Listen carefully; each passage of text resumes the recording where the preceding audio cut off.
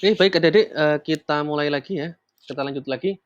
Jadi, algoritma ya, penjumlahan dua bilangan nanti ini sebagai contoh, struktur dasar sekuensial yang paling gampang sekali ya, paling gampang sekali bagaimana kita membuat algoritma ya, untuk menjumlahkan dua bilangan ya.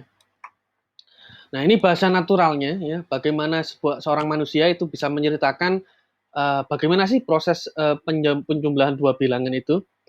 Nah, ini kita mulai ya, misal di sini ada deskripsi ya, mulai, lalu kita mulai menginisialisasikan variabel, kita menyebut A, B, dan hasil ini adalah sebuah variabel ya adik-adik ya.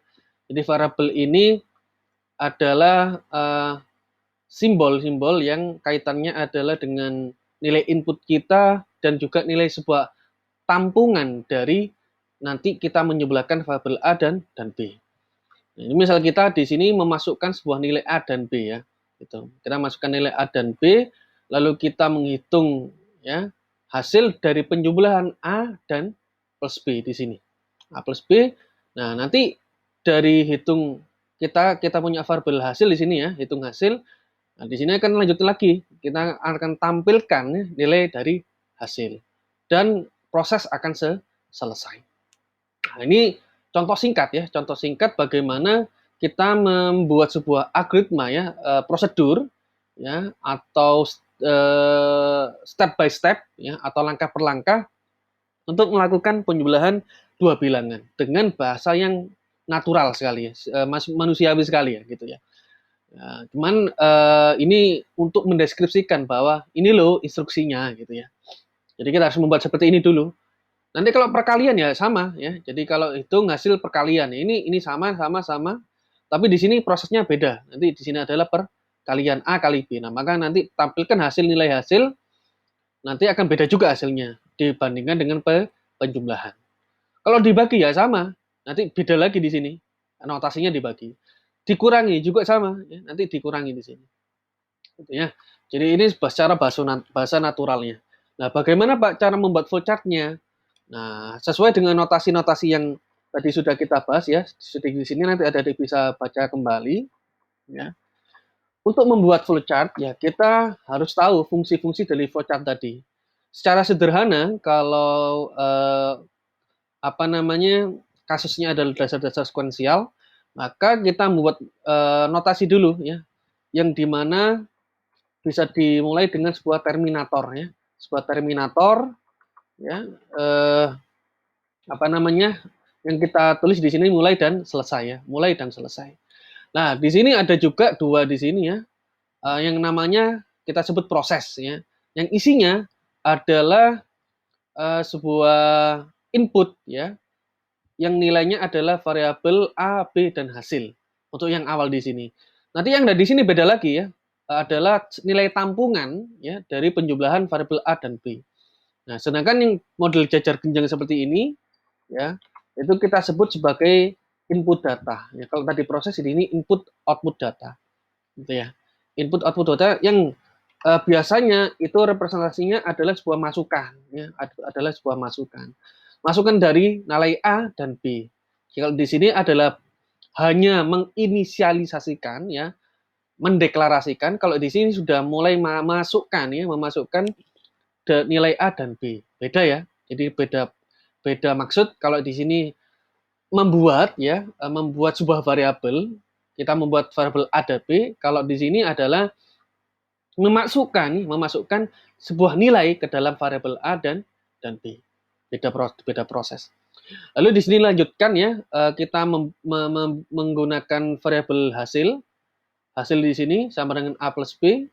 Lalu kita jumlahkan ya, kita jumlahkan A plus B ini dan di dalam apa namanya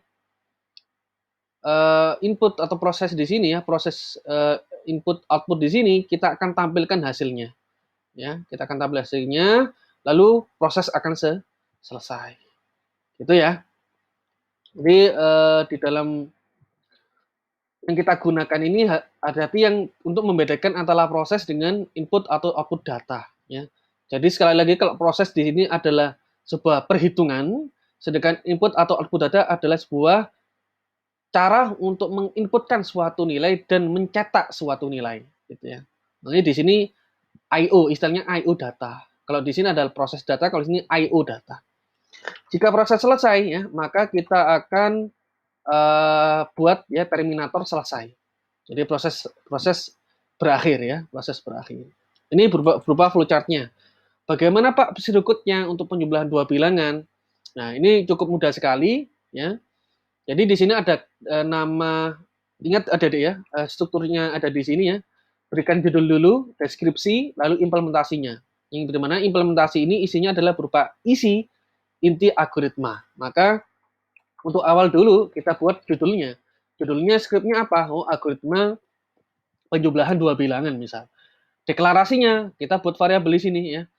Oh, variabel A, B, dan hasil itu adalah variabel yang bertipe integer gitu ya. Integer tahu ya kemarin ya, berupa angka ya. Lalu kita deskripsikan, kita masukkan misal A adalah sama dengan B, A sama dengan 6 ya, B sama dengan 2 gitu ya. Lalu hasil itu nilainya adalah A plus B ya. Jadi penjumlahan A dan B. Right, ya di sini kita tulis ya nanti hasilnya berapa. Oh, 6 plus 2 sama dengan 8. Gitu ya. Oke. Ini ada deh, nanti silakan di coding di dalam Jupyter Lab ya. Jadi di sini kita buat masukkan nilai A gitu ya. Yang berupa integer, kita masukkan nilai inputnya, kita masukkan aja 6 gitu ya.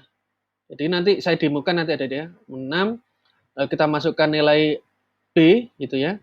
Lalu nilai B ini apa namanya? Kita masukkan 2 gitu ya. 6 plus 2. Di sini ada proses hasil yang menampung variabel A dan B. Sehingga 6 plus 2 sama dengan nanti kita cetak adalah 8. Jangan lupa nanti ketika mengeksekusi satu persatu ini ya, silakan di shift enter, lalu masukkan ke dalam kotak, nanti ada kotak berwarna putih, masukkan nilai 6 nanti ya, secara sequence ya. Ini dieksekusi dulu, dieksekusi dulu, dieksekusi dulu ya. Jadi ini eksekusi selesai, eksekusi selesai. Eksekusi selesai, baru ini juga dieksekusi selesai. Ya nanti muncul 8. Nanti di Jupyter Lab bisa, kalau misal di run all gitu, silakan. Nanti akan dimasukkan dulu pastinya. Di sini 6, 2, nanti akan muncul 8. Oke. Nah, nanti kita lanjut ya untuk menghitung ya luas persegi panjang gitu ya, Dek ya. Silakan nanti dipelajari dulu.